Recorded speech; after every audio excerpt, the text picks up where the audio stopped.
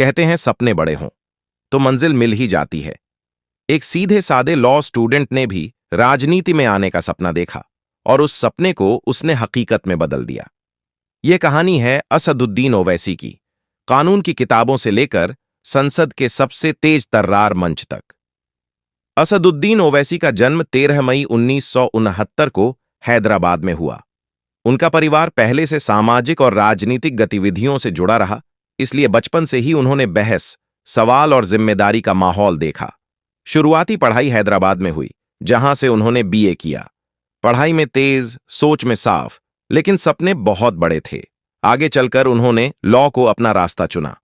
भारत में पढ़ाई पूरी करने के बाद वे लंदन के लिंकन्स इन गए और वहां से बैरिस्टर एट लॉ बने।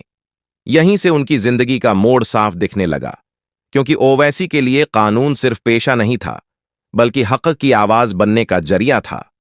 पढ़ाई पूरी कर भारत लौटे तो उन्होंने आरामदायक वकालत की राह नहीं चुनी, उन्होंने राजनीति को चुना, वो भी जमीन से।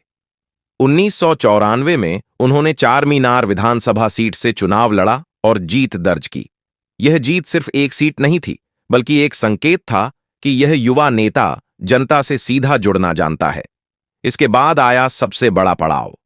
2004 में असदुद्दीन ओवैसी ने हैदराबाद लोकसभा सीट से चुनाव लड़ा और जीतकर मेंबर ऑफ पार्लियामेंट बने। यहीं से उनकी पहचान राष्ट्रीय स्तर पर बनी। संसद में उनकी भाषण शैली अलग थी।